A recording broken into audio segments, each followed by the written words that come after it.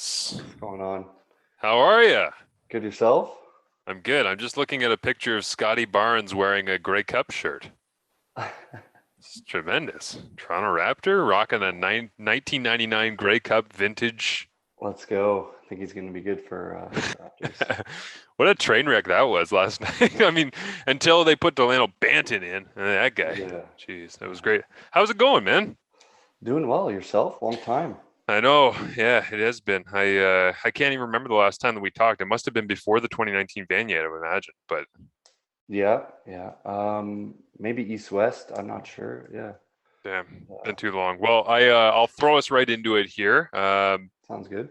It's good to have you on. I appreciate you making some time. One of the reasons I wanted to get you on, Adam, is of course I want to look back and talk football and talk about the Dinos program and all the rest. But so many people, and you are kind of the most recent version of this, and I've gone through this being in and around Canadian football, have said, "Oh, Will Finch is going to be the next guy. Kyle Quinlan's going to be the next guy. This guy, that guy, this guy." And when you won in 2019, the Vanier, everyone's like, "Damn, that dude's a leader. He makes throws." What happened next? Where did your path take you to this point, and what are you up to today? Because I've actually had people DM me saying, "Can you go find out what Adam Sinagra is doing?" I'm like, I Yeah. guess I didn't know I had to investigate someone's personal life, but here we are.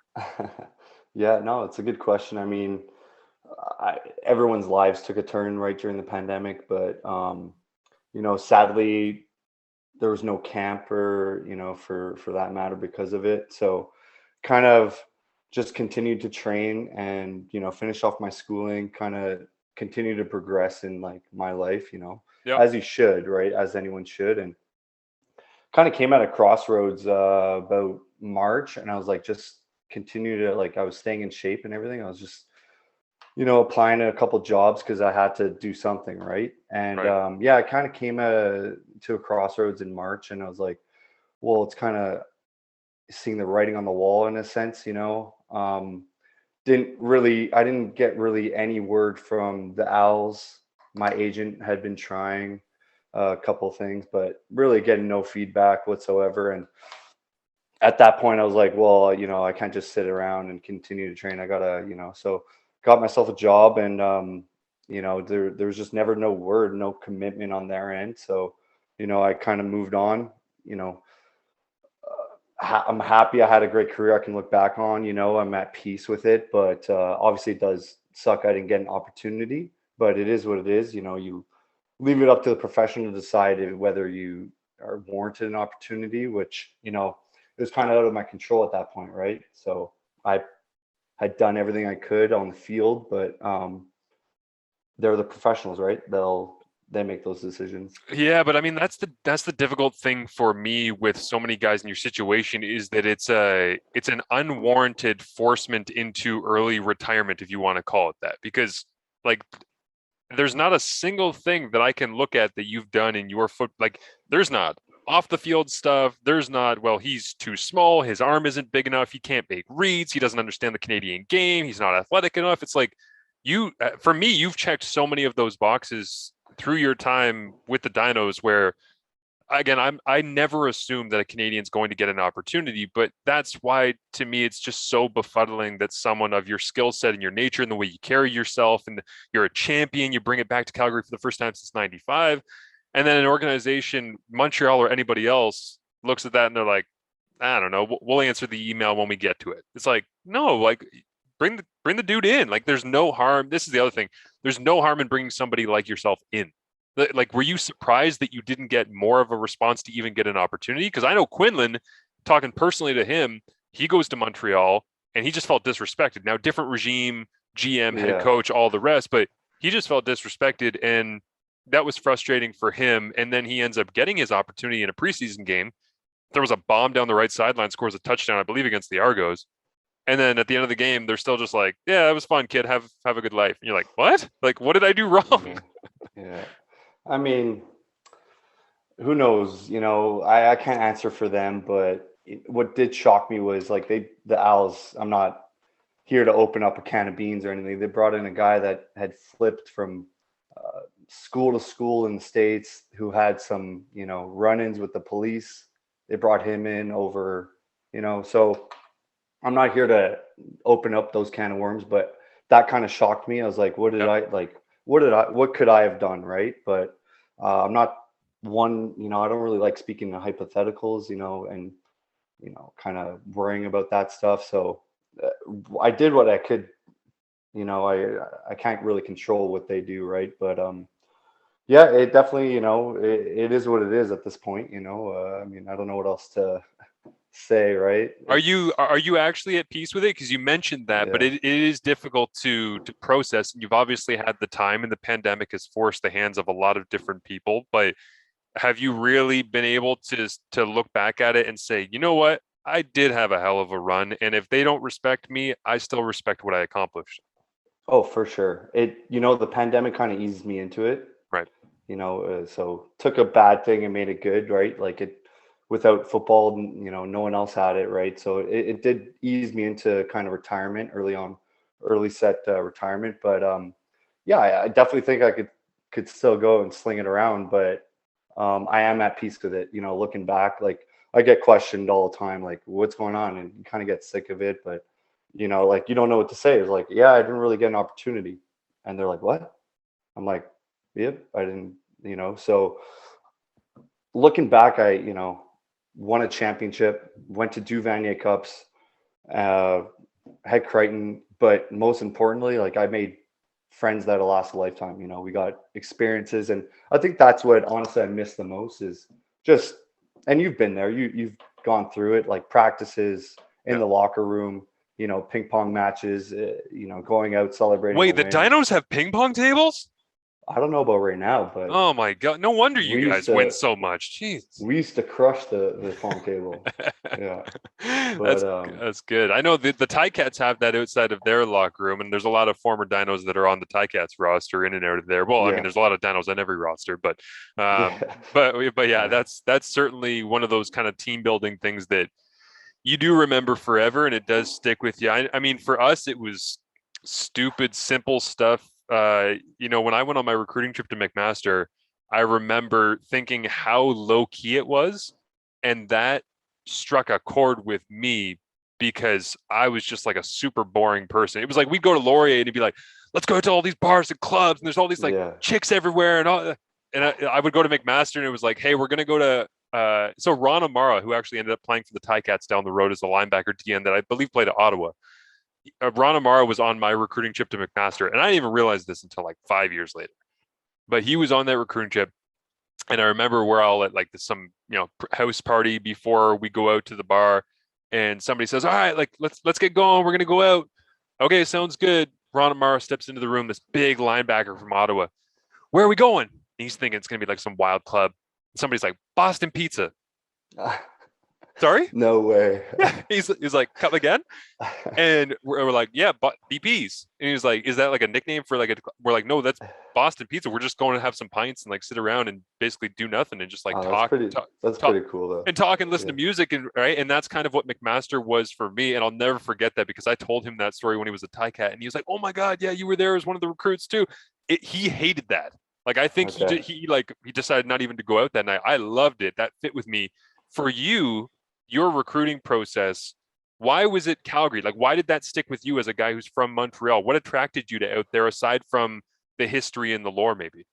Yeah, I mean, I was playing at Abbott, and didn't really get heavily recruited out of Quebec. I mean, there was Bishops, had maybe one chat with Concordia and some talks with McGill, but nothing really like that showed big interest. And I kind of wanted to win, right? And I remember throwing a seam in training camp, and I turn around and I see Dinos. I'm like, Dinos? Who's a Dino? So I have a conversation with Ryan. It was Ryan, and at the time, and then I go out over like right after I do a bunch of research. I'm like, holy crap, this is a pretty historic program. Like, just goes to show you how much Canadian football is a hidden treasure, right? Yeah. Like, and then I kind of like remembered. I'm like, oh yeah, I remember watching them in the Vanier with Buckley and his, when they lost Laval. But I think at the end of when I took my visit, Carleton recruited me heavily. Went on 2 visits there, and Oh my God. I'm kind of, so glad that you didn't go to Carleton. yeah. I mean, I You would had a have gut. shredded the OUA. You would have shredded if you wouldn't got to Carleton and had Nate Bahar around, because that would have been, I'm sure, like, That's so I ugh, went on my recruiting visit with Nate. He brought me out, and I was like, okay, this is he's a cool guy. I mean, like it definitely fitted what I was looking for. I did like the coaching staff and what they're all about. But I went to Calgary and it was just a different level. Like you driving in, you see the mountains, and you're like, okay, I can, and then you meet the guys, you meet all like the equipment manager, Johnny, Coach Wayne Harris, and then you start breaking it down with Ryan and the offense, and it's like, yeah, okay. So I came back, weighed out the options. Luckily, I kind of had an aunt and my cousins living out there at the time, so nice. it's like, and my mom's boyfriend is actually in pipelines, well, ex-boyfriend now. Yeah. So it was it kind of fit perfectly. So with schooling and everything, and it was the program I kind of was looking at too. So It's yeah, amazing how that stuff can come together, isn't it? Like it's yeah, just it pieces it together. Like I again, very similar experience for me where I had no idea what McMaster was. I'd never heard of McMaster before, and then I play in the Ontario High School Championships, and they grab me and have a conversation with me. And the guy who grabs me on my shoulder is Adam Archibald, who went to my high school, yeah, and it's like he literally showed me the pathway of, hey, like, let me put my arm around you and tell you, here's how you make the jump from high school to university, and here's how you be a good teammate in university, and here's a and when I learned some of those things from him, that kind of set the course of understanding what it was all about. For you, you get out to Calgary and you get ingratiated in Dinos football culture and the off-season workouts or whatever that is. But who was the person that kind of made you realize what that place was about? Because it's a pretty special and pretty unique setup. The again, I say the lore and the history of that program, but really it's the prestige that comes with it. And obviously that's born out of the history, but it feels like it carries a different weight considering how many pros have gone on to the CFL. And I know people are going to say, hey, they just lost to Manitoba last week.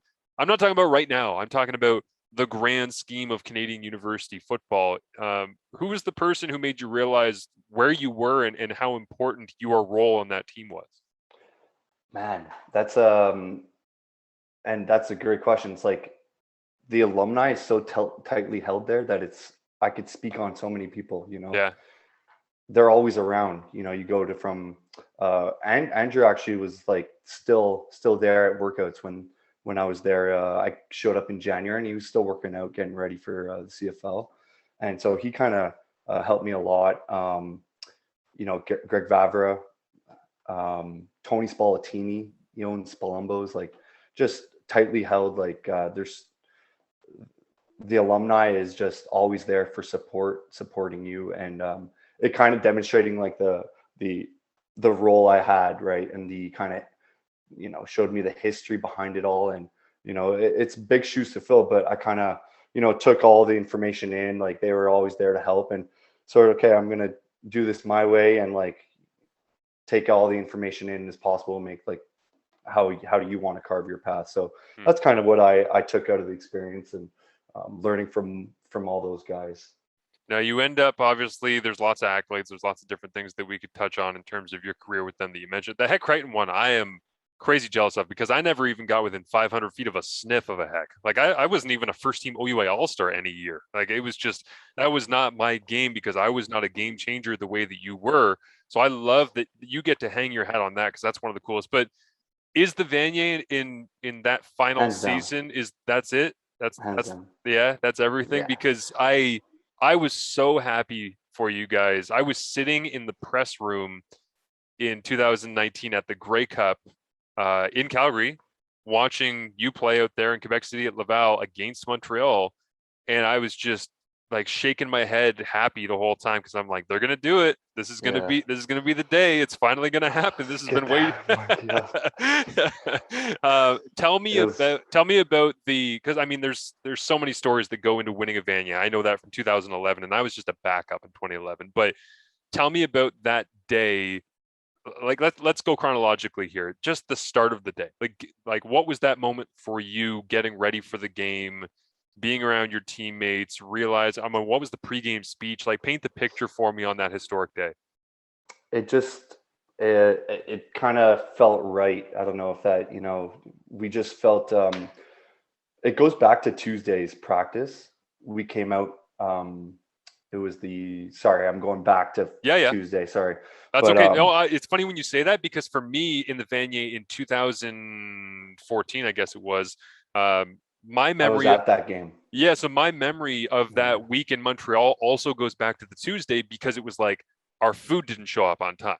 Okay. And then it was like the hotel tried to kick us out because we ordered our own food in, and they thought that was a violation of what the contract was with the. And then it was like we went to our practice field and there was no heat. And then so the whole lead up was just like, man, it is really us against the world playing Montreal in Montreal. So when you say going back to Tuesday, I'm like, that's fair, because that is the Yeah. starting point on all of this stuff.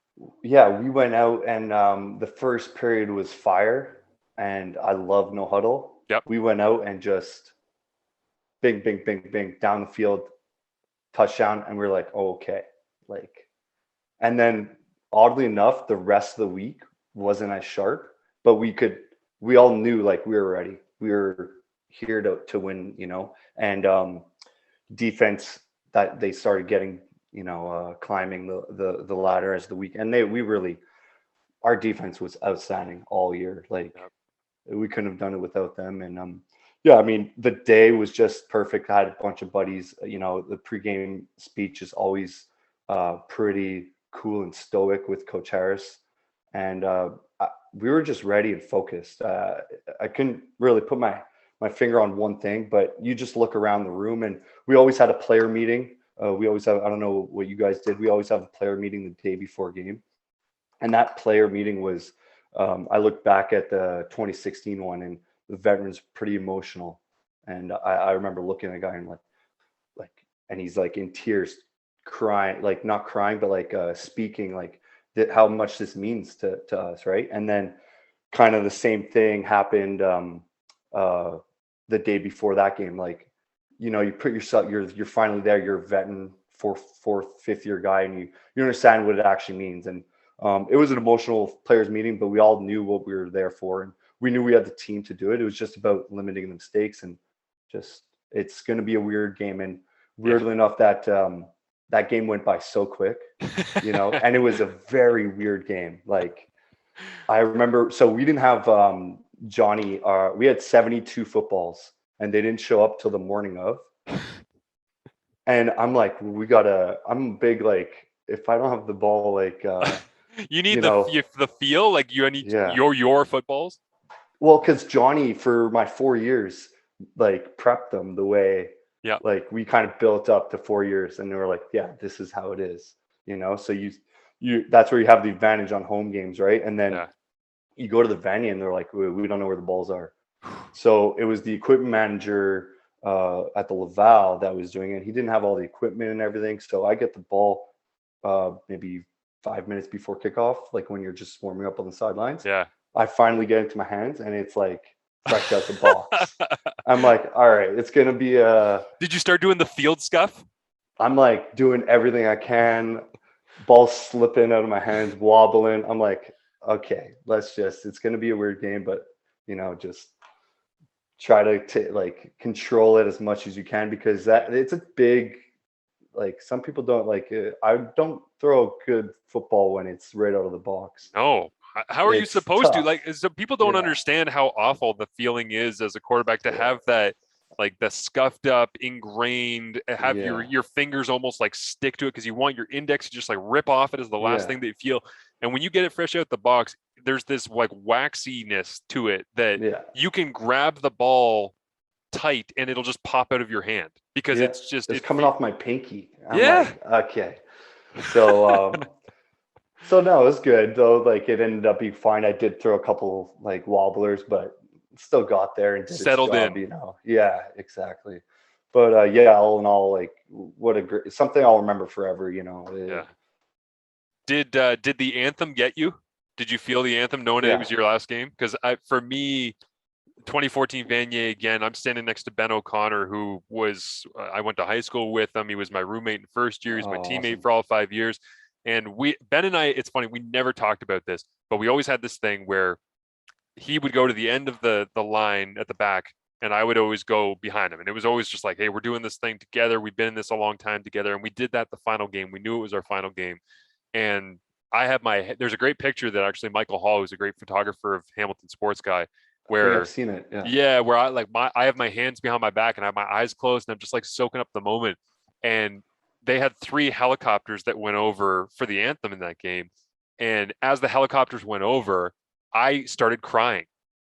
And Yeah. I was like, what the hell am I doing? I'm like, I have to go play against like Byron Archambault and Frederick Yeah. Yeah. Chagnon. And I'm like, as soon as I realized what was happening, I'm like, whoa, man, I need like smelling salts or something to kick me out of this. But the anthem got you too. It's funny how that happens, man. Why does the anthem do that to us?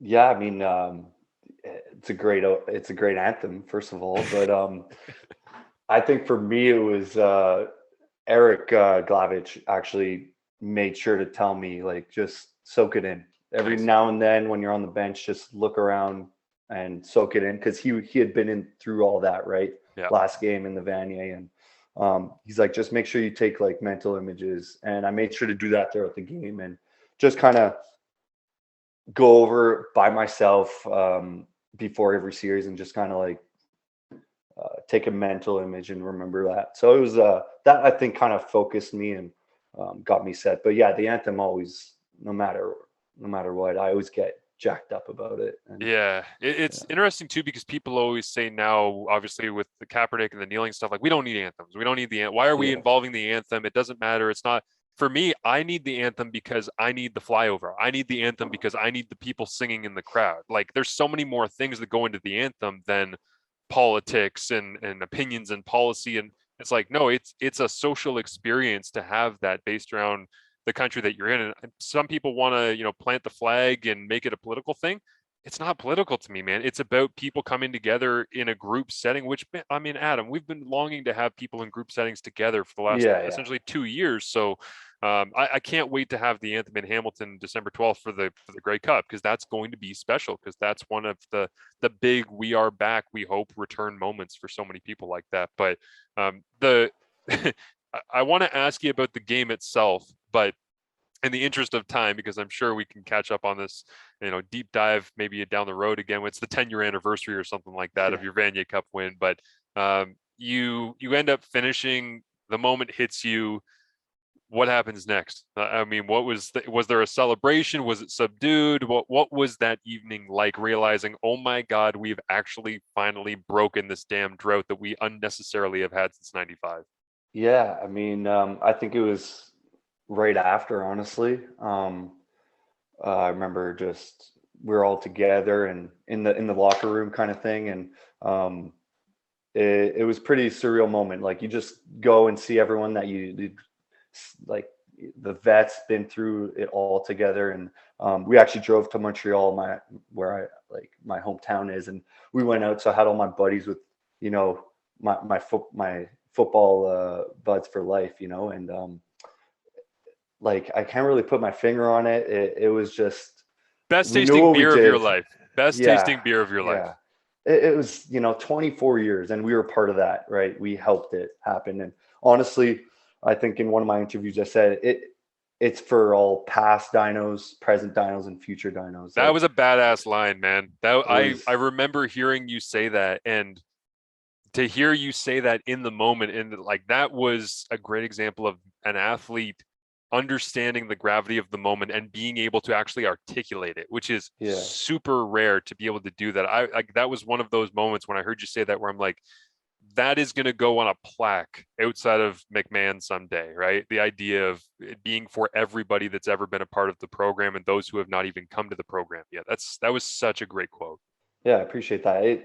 And I think it definitely took a lot. I had to go through those experiences, right? Because it means so much to the alumni, and like city of Calgary. The Dinos program is huge for them, and it just resonated well with me. Like I owe that program a lot for bringing me in and like molding me into the man I am today. And I definitely wouldn't be where I am today.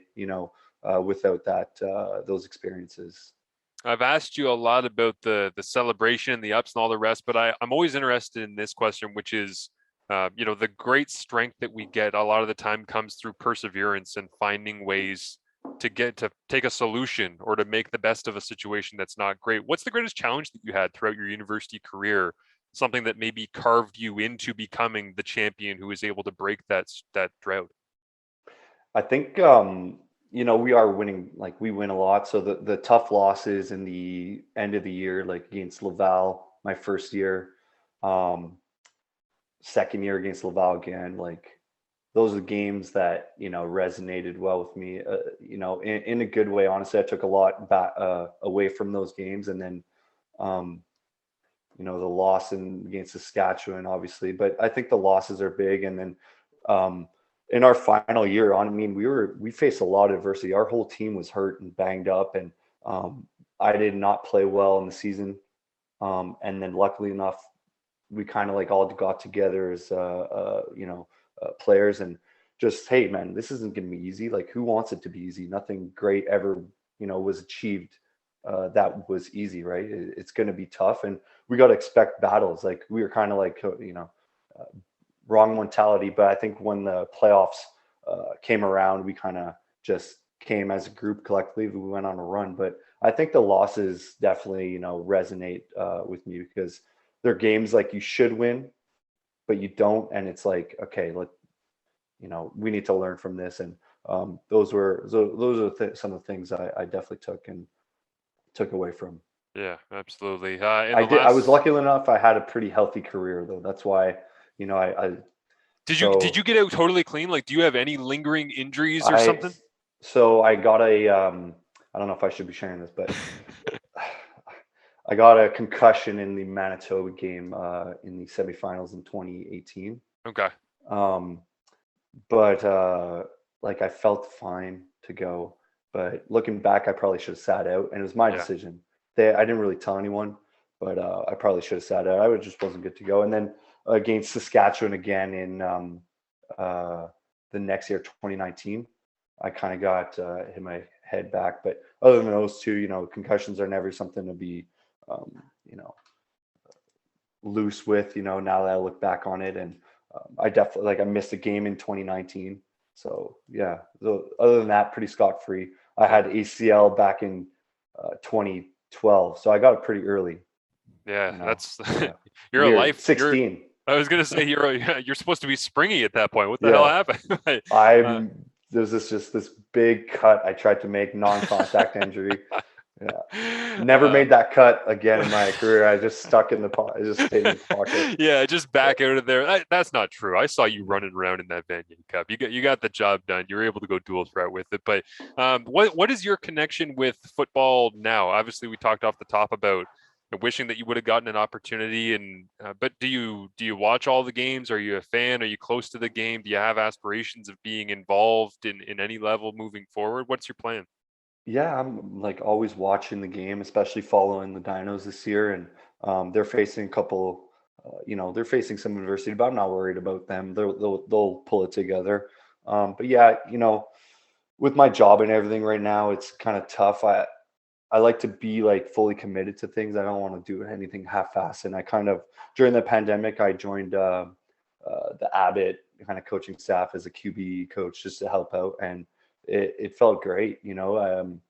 Just kind of giving them the knowledge I've learned over the past, and seeing what it does, and like kind of you're not a player anymore, you're a coach, so you're like bringing plays in, and it's beating the defense, and you're getting excited, stuff like that, trying to help the quarterbacks and stuff.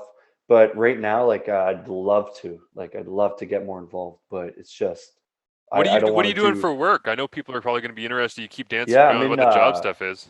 I'm in capital markets, so Yep. kind of just taking smaller companies that need exposure to the market, helping them go IPO and raising capital for them. So exposing them to professional investors and stuff like that, and helping them with financing deals, private placements. So sort of market awareness slash yeah, it's a fun job. That's It's like awesome. you're in a boiler room, so it's a cool gig at the entry level job. Yeah. That's awesome. Well, Yeah. I wish you would have got a shot. I've always loved watching you play, but I've always loved hearing you talk about the game as well. And I hope that you do get an opportunity at some point to get back into it because I think you got a lot to offer to a lot of people at a lot of different levels. So, thank you for hopping on with me, Adam. It's great to catch up with you. As I say, it's been far, far overdue, and we'll do it again sooner next time. Okay. Yeah, appreciate it, Marshall. Thanks for having me on, eh?